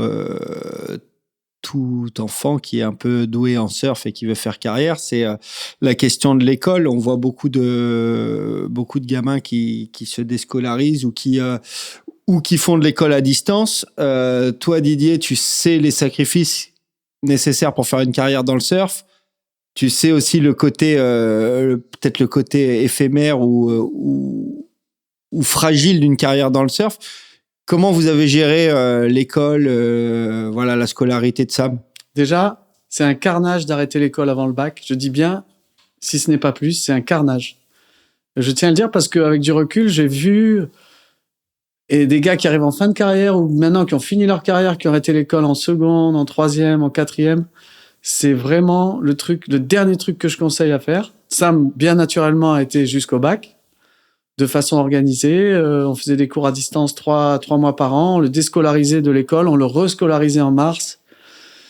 Et après, il a suivi Axe Schooling, c'est-à-dire il a fait l'école normale, mais à travers Axe Schooling, donc il avait des aménagements de temps. Mais je trouve que c'est une hérésie d'arrêter l'école. Les gamins ont trop de temps. Et ça les rend pas plus intelligents d'arrêter l'école en troisième. Au contraire, ça les rend un peu déboussolés. et ils savent pas s'organiser, ils font pas fonctionner leur cerveau. Je suis désolé de mettre un truc, mais donc avec Sam c'était clair. Même si lui, comme tous ses potes, il aurait voulu dire c'est bon, c'est la facilité, c'est arrêté. Mais je suis très content de deux choses, c'est que Sam soit allé au bac et à un moment dans sa vie où il y avait du temps, qu'on lui ait filé un job d'été, où il a été se rendre compte dans ce job d'été, voilà, t'as des horaires, tu fais ça, tu vas à telle heure faire ton truc, à telle heure t'as fini, et là t'auras ton temps pour surfer. Et c'est faisable sans problème. Voilà. Et donc voilà, entre parenthèses, il a bossé pour mon contrat de professionnalisation, pour mon école, puisque je vois derrière sa grande technique dans quelques années, un grand coach. Mais ça, c'est juste parce qu'il justement continue un process de double projet, de pas faire que surfer. Quand on a du temps et qu'on s'ennuie, on fait rien du tout, sauf aller sur Instagram ou... Donc c'est quand même débile. Et aussi parce qu'il y a beaucoup de candidats ou beaucoup en fait de surfeurs chez qui on peut percevoir un potentiel à 12-13 ans qui se confirmera absolument pas en fait 5 ans après. Donc il y a peu d'élus au final. Il y a peu d'élus et la manière qu'ils réussissent, c'est les garder un peu sous contrainte, pas open bar avec des croyances, faire un avatar d'eux-mêmes. C'est surtout pas ça quoi. Voilà. Pour toi, Sam, tu l'as vécu comment?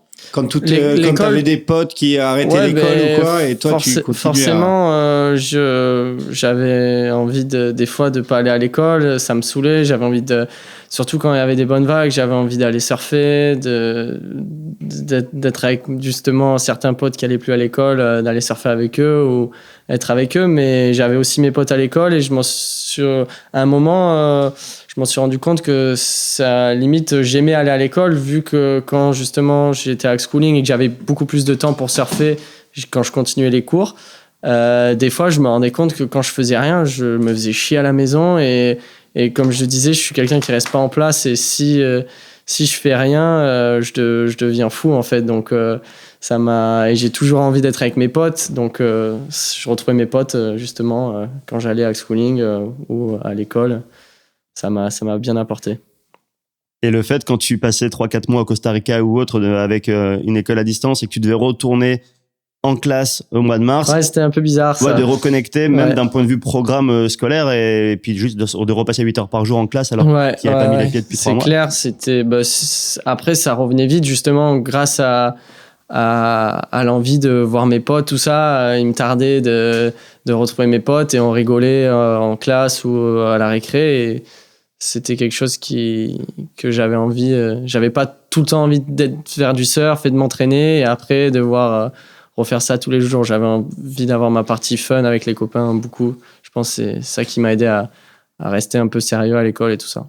Et est-ce que la partie devoir à distance ou école à distance, c'était un truc que tu gérais toi aussi, Didier, directement, ou c'était plutôt la maman qui gérait ça, ou vous le faisiez à deux? On l'a fait à deux, plus sa mère quand même, je dirais.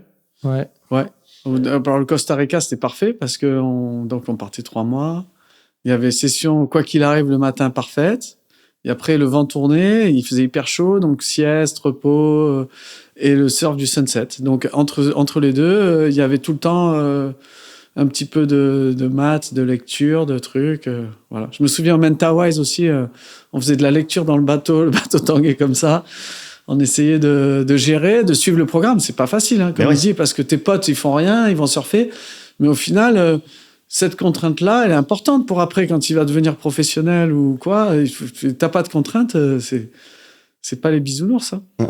Et puis même en tant que parent, c'est peut-être plus facile d'apprendre à son fils à surfer que de lui faire suivre un programme scolaire. Ah ouais, c'est dur. Et c'est très tentant de dire, ben non, on arrête tout. C'est très tentant. Alors, je remercie une fois de plus. J'étais pas du tout d'avis, parce que moi, j'ai fait Bac plus 4. Je sais ce que c'est la contrainte. Je suis allé à Paris. Donc, heureusement, j'ai vécu ça. Je sais que c'était une autre période et je voyais tous les copains de Sam et des générations avant arrêter. Mais avec du recul, je peux vous dire que c'était une très mauvaise chose pour tous. Et ça leur aura apporté beaucoup plus de continuer, de surfer peut-être 3 heures de moins ou 6 heures de moins par semaine. Mais au final, d'être beaucoup plus, complet, quoi. Toi, il y a un moment où tu as senti que... Est-ce que à un moment, tu as senti que ça pouvait... tu avais pris un peu de retard en progression surf par rapport à tes potes ou pas du tout, en fait? Pas vraiment, plutôt jeune. J'avais l'impression que j'étais un peu derrière au début. Mais après, du coup, comme j'allais en cours, quand j'allais surfer, j'étais à 200%, quoi. J'étais beaucoup plus motivé, on va dire. Donc, je pense, dans ces peu de temps, même si je surfais beaucoup, j'ai pu progresser un max. Et du coup, quand j'ai eu mon bac, j'ai très vite arrêté après le bac. Et j'ai passé 1 ou 2 ans, du coup, à vraiment faire que surfer, m'entraîner, voyager à droite à gauche pour faire de la vidéo. Et l'année dernière, j'ai passé mon BP GEPS. Et ça m'a un peu remis à la page en mode ah ben c'est cool aussi d'être là enfin même si c'est long, c'est chiant, c'est cool aussi de partager d'autres Mais oui. d'être avec d'autres copains que des copains surfeurs, en fait. C'est ça, genre, même si c'était un BP surf, on parlait d'autres choses et ça permettait de déconnecter. Et du coup, quand je revenais à l'entraînement, après, j'étais plus présent, on va dire, parce que je déconnectais la journée par rapport à ça. Et t'envisagerais, peut-être pas tout de suite, mais de reprendre des études à un moment ou de bosser sur quelque chose d'autre? Non, j'irai pas jusqu'à là, mais de bosser peut-être en groupe, je dirais, bosser en groupe dans le surf, créer peut-être un truc, des coachings, tout ça, mais avec d'autres coachs ou quelque chose comme ça, l'esprit où il y a aussi une communauté, quoi. Ah, toi, t'envisages le surf plutôt de façon collective? Ouais, voilà. Ok. Parce que tu trouves que parfois ça peut être un peu lourd, ce Ouais. côté individuel. Ouais, et moi, c'est ce que des fois ça me manquait quand j'étais trop à fond.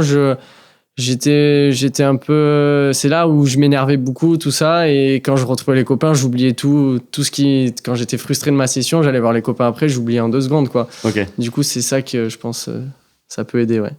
Quelle est votre plus grande inspiration à l'un et à l'autre dans les modèles de famille de surfeurs? On a interviewé Shane et Jackson Dorian sur l'épisode précédent, mais il y en a plein d'autres en fait de familles. Voilà, si vous deviez choisir une famille qui vous inspire. Moi, j'adore Michael O et Mason. Ok. Je les adore. Parce que Michael, il est resté... c'est une famille qui adore le surf, quoi. Tous les membres de la famille, ils sont fous de surf. Et pour les bonnes raisons. Il n'y a jamais eu quelque chose qui les a pervertis par rapport à leur carrière. Ils ont tous eu une carrière, mais tu les vois, tu vois le père surfer tous les jours sur le North Shore. Tu sens qu'il a vraiment envie de surfer, que ce soit, il est tout seul sur un petit spot qu'il connaît. Il a tellement d'expérience. Et puis, ils surfent pas que des bonnes vagues, hein. Non. Ils surfent n'importe quoi, ouais. Ils s'en foutent. Donc, moi, récemment, j'ai eu un regain d'énergie à resurfer. Voilà, parce que j'ai beaucoup trop mis dans le boulot et j'avais laissé le surf de côté. Et là, je me dis, putain, j'admire beaucoup le père et le fils, j'adore son côté branleur, surfeur, qui va créer, qui va faire son truc à lui. Et voilà, j'adore. Voilà, personnellement. Et la Moi, fille aussi. je pense que ce serait John, plus vu que il vient d'une famille de surfeurs, il a tous ses frères qui surfent, tout ça, et je pense que ce serait John, mon inspiration. Déjà que j'adore comment il surfe et de voir l'histoire un peu de la famille, tous les 3 frères qui performent au plus haut niveau dans leur un peu dans leur corner du surf, on va dire. Lui, c'est le champion du monde, son frère il charge, l'autre il fait du skate, il prend des gros barrels. Je pense que ce serait la famille Florence, du coup. Top, bon choix. Et on a beaucoup parlé de performance. Il y a un sujet, on en a parlé en off avec Didier. Il y a un sujet qui est un peu incontournable à la performance de nos jours, c'est les piscines à vagues. Je crois que vous organisez un trip imminent. Fin de semaine. Vers les piscines à vagues. C'est un sujet aussi controversé pour des raisons écologiques. Vous, quel est votre regard à tous les deux sur les piscines? Moi, personnellement, je pense que c'est devenu un outil indispensable. Je dis bien indispensable, surtout pour les Français, pour être au niveau technique des Brésiliens et pouvoir prétendre à des médailles ou des titres. Si tu fais pas de R aujourd'hui, alors on peut très bien aller travailler dans l'océan, mais pour l'instant, l'histoire prouve que les jeunes Français ont du mal s'ils n'ont pas accès à la piscine, à faire vraiment être à la page. Donc, ils ont intérêt à se pencher sur, je parle même au niveau fédéral, hein, dans les années qui viennent avec les JO 2028, ils ont tout intérêt à vite faire une stratégie d'avoir une piscine ou d'aller en piscine pour être à la page. Sinon, on va être spectateur de là où va le surf. Voilà comment je vois les choses, moi. Avec les Donc là, pour Italo, la haute performance, quoi. la très haute performance. La très haute Il n'y performance. aura pas un titre mondial maintenant, à part Tiopo. Et tant mieux pour Kaoli, c'était vraiment exceptionnel, Mhm. que ce soit dans ce type de vague-là, etc. Mais je ne vois pas comment les prochains titres mondiaux vont se jouer. Bon, après Fidji, ça dépend de Final Five, maintenant on s'est fait. Ouais. Mais tu vois, d'une compète à l'autre, qu'est-ce qui se joue et comment ça se joue? Italo était imprenable. Il a fait des R dans chaque série. Yago a fait des R dans chaque série. Il était imprenable. Si t'es pas à ce niveau-là, tu seras spectateur. Et ça va arriver chez les filles. Et j'espère que... Bon, Sam, on n'a pas attendu, si tu veux, que la fédération ou que la France construise une piscine. On est allé au Texas, on est allé... Je suis à 100% convaincu, au fond de moi-même, en tant que coach et surfeur, père, que sans piscine à vagues et sans un travail de R, alors tu peux le faire en jet ski, n'importe, mais sans un travail très pointu sur les R, on n'aura pas les prochaines médailles. Voilà, on aura celle de Kaoli. Sam? Ben, moi, je suis d'accord, mais je suis moins... j'aime bien garder ce côté un peu océan, tout ce qui est pas parfait, quoi. En gros, un peu créatif aussi. Après, tu peux être créatif dans les piscines, tout ça. Tu peux modifier les vagues, tout ça. Mais j'adore aller surfer en piscine. J'y vais très souvent quand même, je pense. C'est un super entraînement, mais je pense que faut passer, je dirais, beaucoup de temps dans l'océan pour s'améliorer, pour être performant. Et ce serait plus, je dirais, les piscines, c'est une super chose, mais plutôt pour quelque chose que tu veux travailler spécifiquement, on va dire. Par exemple, si tu veux travailler ton air backside, tu prends un tel nombre de droites et tu le tentes, ce sera la même vague à chaque fois. Ça va te permettre de le travailler et après, tu peux le perfectionner dans l'océan dès que tu as la technique. Mais d'être trop à fond piscine, je pense pas que ça amènera à des grands surfeurs non plus, parce qu'il faut faut s'adapter vraiment à l'océan. Et je vois certaines personnes qui font beaucoup de piscine, des fois être un peu perdues dans l'océan, en fait. C'est ça que je veux dire. Ouais, le côté improvisation dont tu parlais Didier Oui, tout à l'heure, oui. forcément, tu l'as beaucoup moins en piscine, voire Oui, il voire faut pas, bien quoi. ménager. Là, c'est ce que j'ai peut-être pas précisé, mais il faut bien ménager que c'est pour acquérir des techniques. Et après, ces techniques, dans l'océan et son incertitude, tu les reproduis. tu les modèles et tu les rends océaniques. Mais il faut pouvoir travailler ces techniques. Et donc, en France, on n'a pas cette chance avec les tempêtes, les conditions qui varient tellement. Le nombre de tentatives de R que tu peux faire des fois en un mois, au mois de mars, je ne sais pas s'il y en a beaucoup. Et voilà, donc c'est bien d'avoir un outil, quoi, ou de Ouais, vraiment... Je pense que par contre, faudrait qu'il y ait une piscine en France, vu qu'il commence à en avoir de plus en plus partout dans le monde. Il y en a une en Suisse, une en Allemagne, il y en a plusieurs aux États-Unis, au Brésil, tout ça. Et je pense que il serait temps qu'on en ait une et qu'on puisse, que le surf français puisse l'utiliser pour exploser, pour s'améliorer. Et là, tu parlais d'y aller dans des optiques de répéter des routines, genre des air backside ou quoi. C'est le cas la semaine prochaine? T'as déjà un programme en tête de ce que tu vas travailler? Ouais, c'est surtout là on va à une piscine où il n'y a qu'une droite, donc forcément ce sera backside pour moi. Et j'ai tendance à partir dans l'océan beaucoup, à choisir s'il y a une droite ou une gauche. Je vais 90% du temps aller en gauche. Goofy. Donc c'est surtout c'était de base pour m'entraîner au air backside, mais aussi on va faire des manœuvres. Et je pense que les piscines, c'est pas que pour le air, justement. Tu peux vraiment travailler ta technique sur le rail ou un turn spécifique. Et là, ça va être le cas, vu que j'ai une compète dans 3 semaines, ça va être le cas de m'entraîner backside. En fait, un maximum, pendant 2-3 jours, je vais faire que du backside et je pense que ça va bien m'aider. Ouais. Et il y a un air spécifique que tu veux rentrer? Non, ce sera vraiment de l'improvisation. Je suis vraiment comme ça, moi. Je regarde les vidéos, tout ce qui passe sur Instagram, mais c'est plutôt avec mes capacités techniques, essayer de faire un truc différent, mais c'est pas vraiment un truc en particulier de reproduire quelque chose qui a déjà été fait, quoi. Bon, moi, je vais essayer de structurer quand même, parce qu'il n'y a pas que lui, mais on va passer par une logique de déjà bosser l'envol, bosser des envols en air simple. Les backside, il en fait des beaux straight air backside. Donc vraiment, continuer à s'envoler et faire que la rotation, en fait, elle annule pas trop cet envol, qui est l'aspiration. Il en parlait, Yago Dora, dans une interview, ça m'a beaucoup plu. Il parlait de ce moment. Quel est ton moment préféré dans les airs? Il me dit, il répond, c'est les straight air au moment où je suis suspendu, etc. Ce côté, voilà.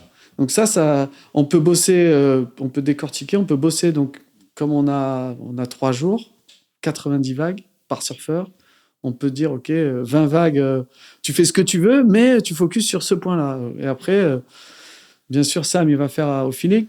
Mais il y aura quand même moyen d'avancer sur des clés. Et c'est ça qui est cool. Et quel regard vous portez sur les mecs? Justement, tu disais, il y a des gars, ils font que des trucs en piscine. Par exemple, il y a un skater pro, Pedro Barros, qui a rentré un backsider de mammouth. Ouais. Indy, je crois. Indy Grab. Ouais. Et bon, il y a quand même peu de chances qu'il fasse le même en océan. Mais c'est bien d'avoir l'influence du skate, qu'un skater vienne dire aux surfeurs, et regardez les gars, je trouve ça énorme. Après, bien sûr, l'océan, ça restera le juge de paix, mais c'est très bien d'avoir cet outil. Et si les Français l'ont pas, moi je réinsiste là-dessus, et ça m'a l'air de le dire, on a une génération qui risque de devoir courir derrière les autres, parce qu'en Australie, ils ont le HPC, ils vont dans leur piscine, ils ont des jet skis, ils ont un système de jet ski une fois par semaine, où pas forcément une piscine, mais bosser les airs, quoi. Il y a trampoline, nana. C'est une préparation, quoi. Voilà. Donc, alors, personnellement, avec l'Allemagne, on va aller en piscine tous les ans. Ça sera pas à Munich parce qu'on n'a pas réussi à avoir un deal, mais ça sera tous les ans, on va essayer de faire des airs aux filles. Le surf féminin, par exemple, elles en font très peu. Chez les garçons, c'est devenu commun, mais chez les filles, il y a vraiment des opportunités à prendre, des leads à prendre au niveau grâce à ça. Un surfeur, ça doit être un surfeur qui sait tout faire. Faut pas se priver. Ok, et le message est passé. Emmanuel Macron, si tu nous entends. On glisse doucement vers la fin de l'émission. On a évidemment encore quelques questions. La première, c'est est-ce que, Sam, tu saurais nous dire quel est le meilleur conseil que ton père t'ait donné pour commencer dans le surf, avant d'élargir un peu? Il y en a tellement que je ne saurais pas en citer un. Peut-être plus que techniquement, ce serait comment un peu gérer ou regarder un line-up ou choisir une vague, je dirais surtout sur le choix de vague et comment analyser les vagues qui arrivent quand tu es au pic ou quand tu prépares une série que tu es sur le sable, comment regarder un peu la mer. Okay. Je pense que c'est plus là-dessus. Ouais. Je pensais qu'il allait dire go with the flow, parce qu'il me le ressort souvent. Je go with the flow. Visiblement, c'est un conseil que tu as donné quelques fois parce que William nous l'a sorti. Ah ouais, go with the flow, c'est le exact. surf. C'est le surf. Et au sens plus large, un conseil de vie qui te sert encore aujourd'hui? De me démarquer, je pense. De me démarquer des autres. Bah après, j'ai toujours eu cette intention-là, mais c'est vrai que quand des fois il y a des compètes, ça a tendance à renfermer tout ça et de vraiment montrer la différence, une différence par rapport aux autres. Ok. Est-ce qu'il y a un truc sur lequel vous n'êtes pas d'accord dans le surf? Plein. Ouais, quand même. Ouais. Vous bataillez un peu des fois. Ouais. Moi, j'adore les Brésiliens. Il est plus jeune, tu vois, par exemple. On peut avoir des débats sur certains gars. On est d'accord sur Yago Dora, par contre, je pense. Ah ouais, il y a le débat Gabriel John qui est moi, le j'adore meilleur. Italo, mais il n'est pas trop fan du style d'Italo. Moi, j'adore Italo pour son... Ouais, moi, c'est pas du tout quelqu'un à qui je m'inspire de lui, quoi. Je m'inspire pas du tout de ce qu'il fait. Moi, il m'inspire beaucoup pour son côté full speed, faire des manœuvres pleine vitesse. Plus un Yago? Ouais, ou plus quelqu'un carrément décalé, je dirais... un Rom Machado ou un Dane Reynolds qui justement qui se différencie et qui beaucoup aussi dans le style, je dirais aussi. Est-ce que c'est plus facile de s'identifier à des gens qui ont une morphologie qui est proche de la tienne? T'es beaucoup plus proche d'un Iago ou d'un Rob Machado que d'un Italo, mine de rien? Ouais. Pas vraiment, parce que comme je disais, depuis tout petit, je m'inspire de Marc, parce que je le vois surfer tous les jours et on n'a pas du tout la même morphologie, quoi. Ouais. Mais c'était une grande inspiration pour moi. Dans 10 kilos, ça paiera. Et récemment, notamment avec ton sponsor Billabong, tu as participé à des trips Bloodlines, dont il se trouve que le coach encadrant est Monsieur Didier Peter. Tiens donc. Comment ça se passe du coup dans ces trips de sponsors où le coach référent c'est ton père, t'es avec d'autres gars de ton team, t'as plus ou moins des obligations de résultats envers ton sponsor? C'est un peu différent que les trainings qu'on fait quand on prépare une compète par exemple, parce qu'on est beaucoup plus, déjà il y a tout le team. Du coup, c'est plutôt des exercices à terme, mais bien sûr, tu as envie de prouver à tout le team ce que tu sais faire ou un peu cette fierté à vouloir être le meilleur du team, tout ça. Mais moi, c'était plutôt partagé avec le team que j'avais. On passait tous un week-end ensemble. Je connaissais pas tout le monde vu qu'il y a des nouveaux dans le team. Moi, ça fait déjà 3 ans que je suis avec eux, avec Bila. Et c'était vraiment partagé avec notamment les plus jeunes, essayer de les motiver à, peut-être s'ils veulent pas surfer comme moi, je sais pas, mais à essayer de montrer un peu comment je faisais, quoi. Essayer de leur montrer une autre version du compétiteur pur et dur, par exemple. Genre, ça me dérangeait pas, par exemple, de boire une bière devant les jeunes. Ils devaient peut-être être en mode « Ah, putain, mais lui, il est champion d'Europe, nanana. » Et enfin, moi, je trouvais que c'était pas une bonne chose, peut-être, mais ça leur montrait qu'il y avait pas que le surf et la compète dans la vie, peut-être. Et toi, Didier, quel est ton rôle dans ces trips-là? Alors moi, on a fait des réunions avant pour dire comment on allait organiser les thèmes qu'on voulait mettre en place. Et bien sûr, c'est le plan, c'est pas de plan. C'est ce que je disais au gars de Bila. Le plan, c'est pas de plan, c'est les vagues qui décident. Et on a eu Super Two Boss parfait le premier jour. Du coup, on a annulé les 2 thèmes d'entraînement qui étaient le surf varié, je sais plus, le surf de combo, surf varié. On a annulé tout ça et on a dit, bon les gars, demain, c'est surf à 6h30 du mat, qui veut se lever? Ils ont tous levé les bras et ça a fini par Tube Festival avec tous les pros du CT. Et c'était une journée mémorable pour les Bloodlines, quoi. Ils ont tous appris avec Iago à l'eau, je sais plus qui y avait, Iago, Italo est venu, il a fait un festival, bon bref. Et c'est ça le surf. Et surtout Bila, Only a Surfer Knows the Feeling, je pense qu'il n'y avait pas une meilleure journée qui pouvait nous arriver. Et après, on a fait les thèmes d'entraînement qu'on a définis, et on avait décidé de faire une session inédite où chaque groupe, on était les 3 groupes, Portugal, c'est incroyable, on était 22 surfeurs, on s'est dit, oh là là, les locaux, on était seuls sur une plage avec 3 pics, parfait. Et on a dit, 40 minutes, un coach. Quand ils ont fini, ils viennent voir ce coach et ce coach. Donc, les 3 coachs ont réussi à apporter à Sam, aux autres, ce qu'ils attendaient d'eux. Donc, un coach, c'était le Rail Game, le local d'Ericeira. Là, il était à fond sur les carves. Il a beaucoup à dire là-dessus parce que déjà, le dernier surfeur à s'être qualifié dans le CT en Europe, c'est un Portugais, non? Il y en a en Europe? Ah non, mais il y a Marco Mignon. Non, mais avant, c'est un gars de Point Break. Et Marco, il vient de Point Break, peut-être aussi au Mexique, tu sais pas, mais s'il en a beaucoup surfé. Bon, bref, ça a son poids, un coach comme ça. Il y avait Danny Garcia, la légende, le GOAT, qui apporte ses choses, et moi qui apportais mes trucs. Donc, chacun...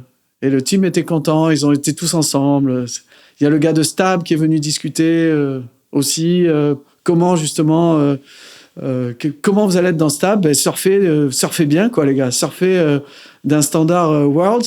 On fait pas de politique, on vous filtre pas. Si vous nous amenez du matériel world class, vous serez dans Stab. J'ai trouvé ça génial quand il s'est expliqué. Moi voilà, très bonne expérience. J'adore le concept Bloodlines. Et c'était un grand cru, je dirais. Et toi, Sam, c'est pas relou d'avoir ton père dans les pattes sur ce genre de trip? Moi, je laisse tranquille. Non, franchement, justement, maintenant, on s'est habitué à cohabiter, on va dire, dans ce genre de situation.